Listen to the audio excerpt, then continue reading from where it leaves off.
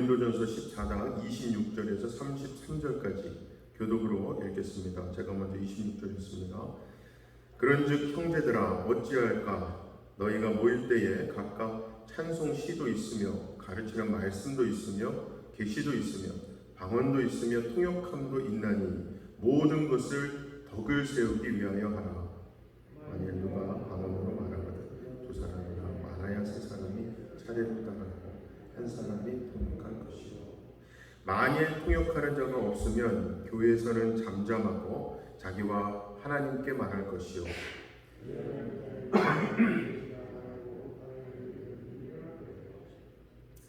만일 곁에 앉아있는 다른 이에게 계시가 있으면 먼저 하던 자는 잠잠할지니라. 너희는 다 모든 사람으로 배우게 하라. 모든 사람으로 분별을 얻게 하기 위하여 하나씩 예언할 수 있느니라. 예언하는 자들의 영은 예언하는 자들에게 제재를 받나니 하나님은 무질서의 하나님이 아니시요 오직 화평의 하나님이시니라. 모든 성도가 교회에서 함과 같이. 아멘. 정말 인간은 항상 자기 유익, 자기 이득을 생각합니다. 그래서 어떤 일이든 자신에게 유익이 되지 않는 것에는 관심을 두지 않고 회피하며 불평하죠. 반면에 자신이 한 일은 모두 칭찬과 인정으로 돌아오기를 원하고 타인에게 그러한 칭찬과 인정받지 않으면 마음이 불편해집니다. 이러한 속성의 인간은 믿음조차도 자기 유익을 위한 것으로 판단하곤 하는데요. 즉 자신에게 자기 판단에서 유익되지 않는 믿음은 가치와 믿음이 없다고 생각하는 거예요. 믿음뿐만이 아니죠. 교회에 대해서도 마찬가지입니다. 자기에게 유익이 되는 교회를 찾는 것이 많은 사람들의 습성 아니겠습니까? 자, 그럼에도 불구하고 사람들은 자신이 어떤 인간성으로 존재하는지에 대해서는 참 둔합니다. 무지하죠. 즉 사실은 진정으로 예수를 주로 믿는 믿음조차도 불가능한 것이 나 자신을 포함한 모든 인간이라는 사실에 대해서 인정하지 않는 겁니다. 왜냐하면 그만큼 자신을 포기할 수 없기 때문이죠. 그런데요, 교회는 이러한 사람들이 다 모여있는 곳 아니겠습니까?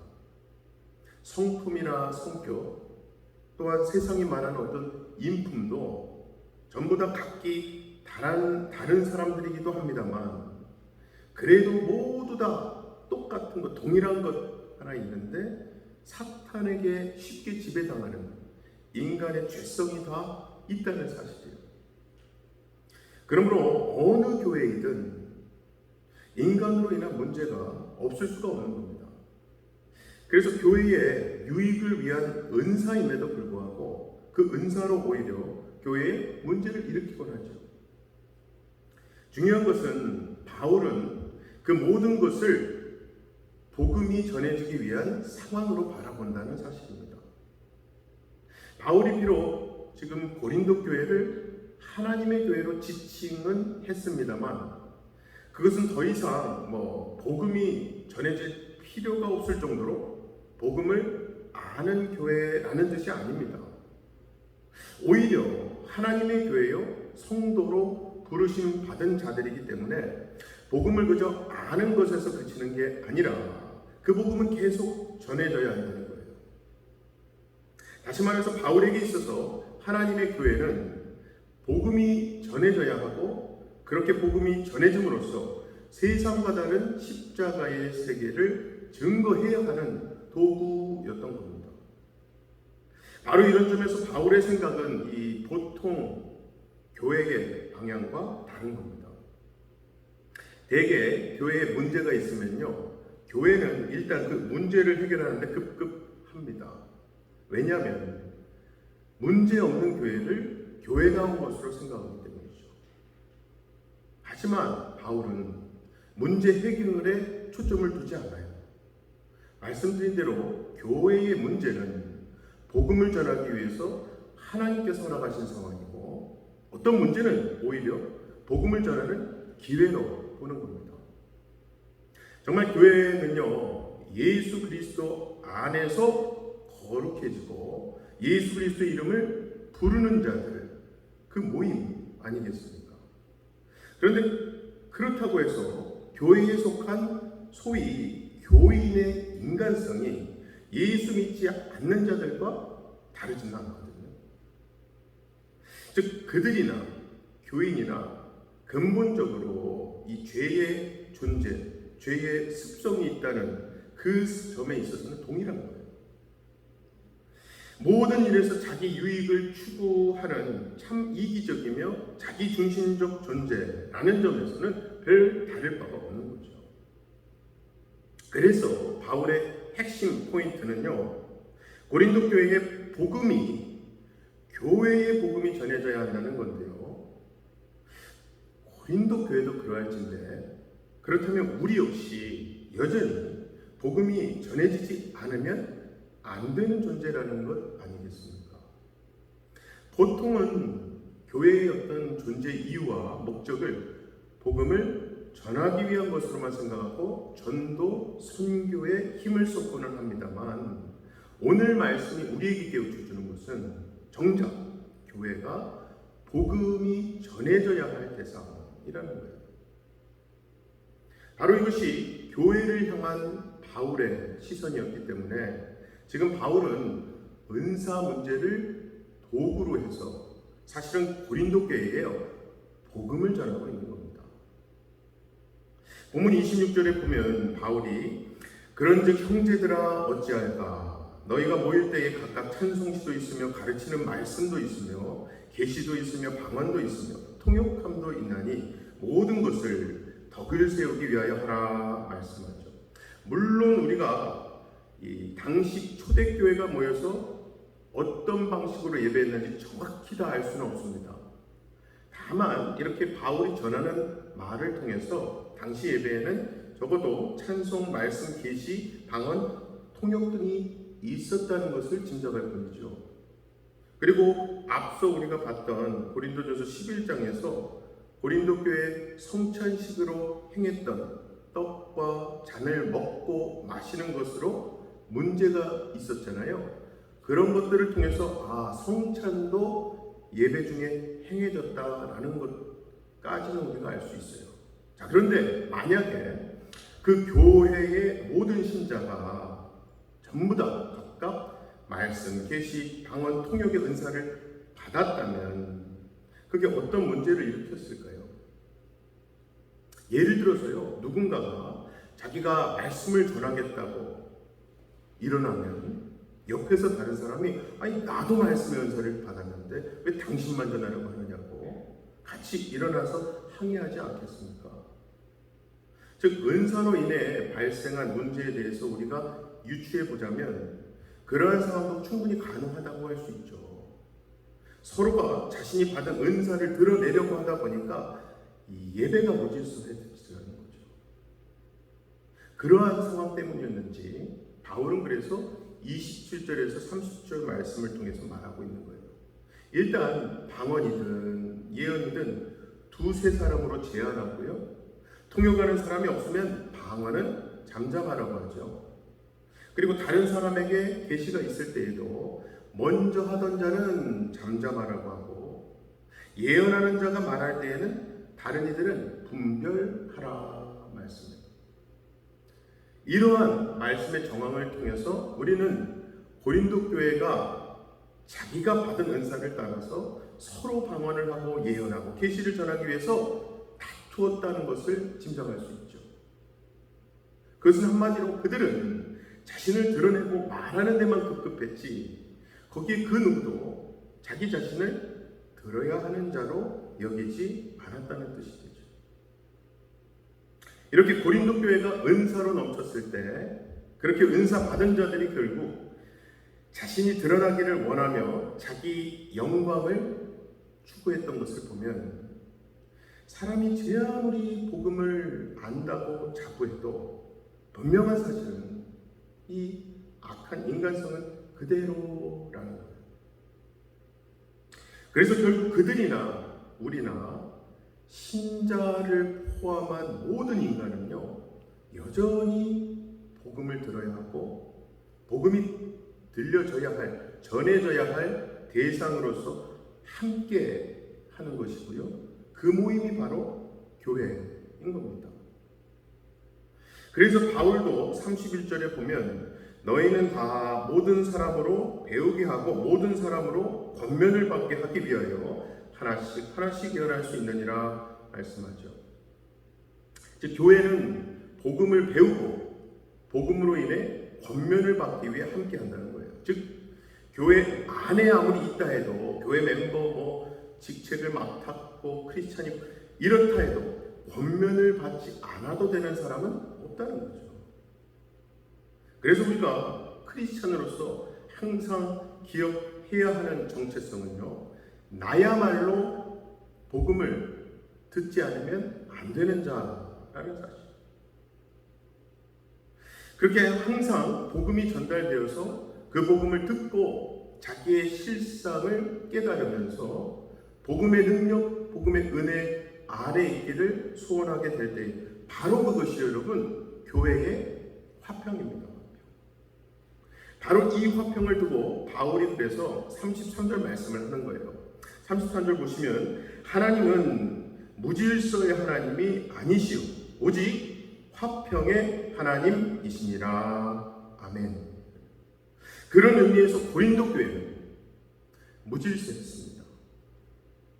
그 무질서함은요, 그저 서로가 방언을 하고 예언을 하려고 하면서 예배가 난장판되는 것 때문에 무질서한 것이 아니라 근본적으로 전부 다 각자 자기의 잘남과 자기의 영광을 고집하는 것 그 자체가 무질서였다는 거예요.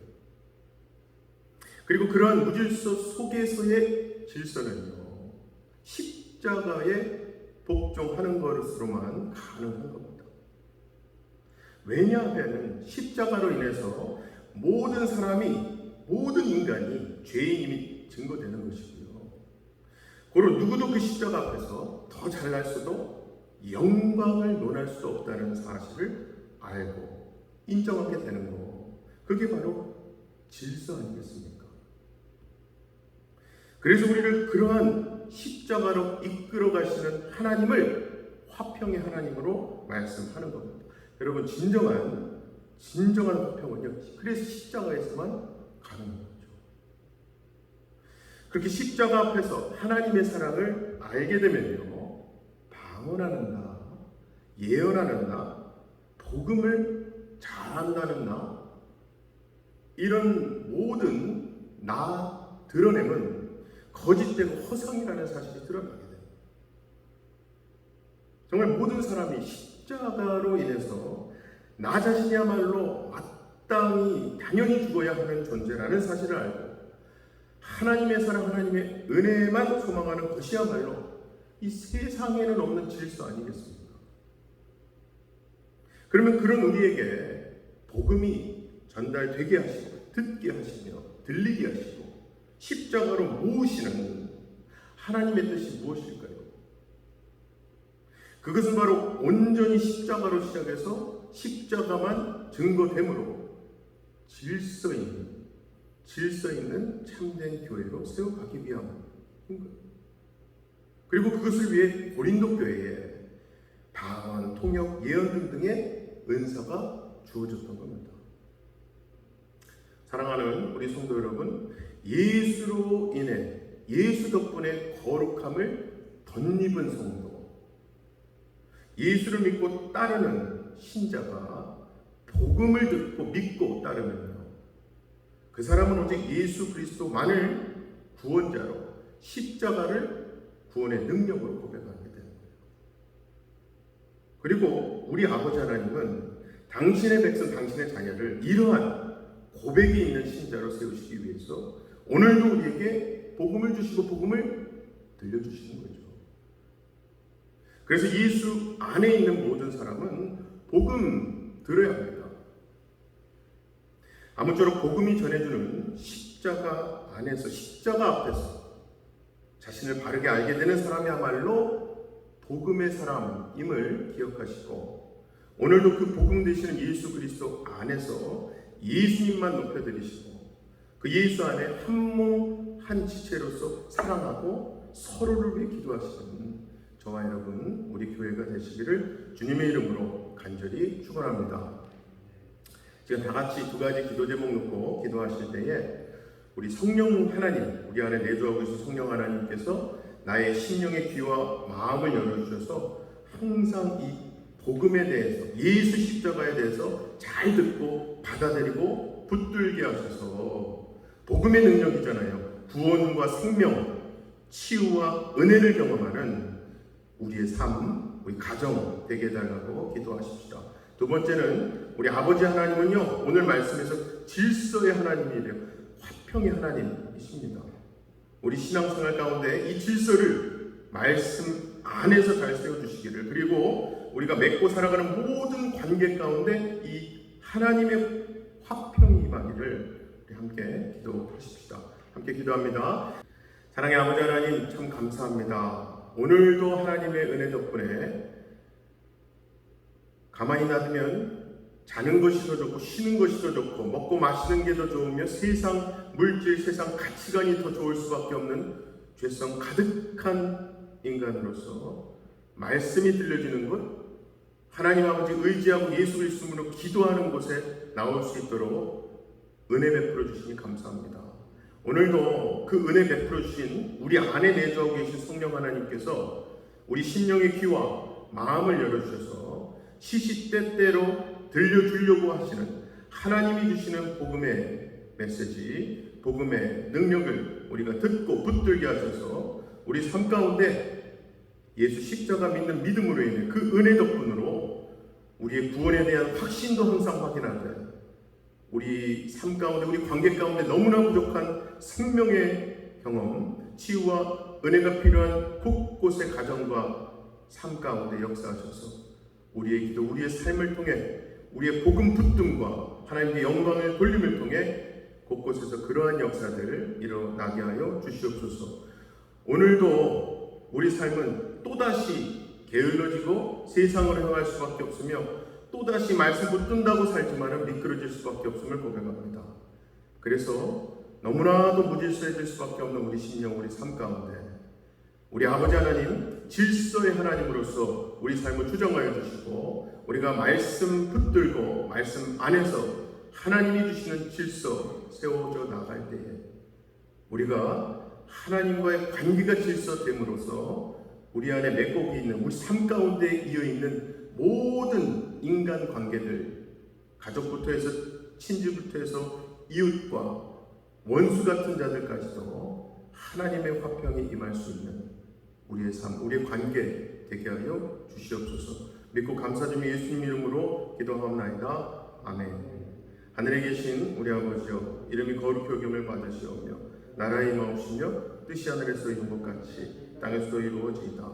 오늘날 우리에게 일용할 양식을 주옵시고 우리가 우리에게 죄 지은 자를 사하여 준 것 같이 우리의 죄를 사하여 주옵시고 우리를 시험에 들게 하지 마옵시고 다만 악에서 구하옵소서. 나라와 권세와 영광이 아버지께 영원히 있사옵나이다.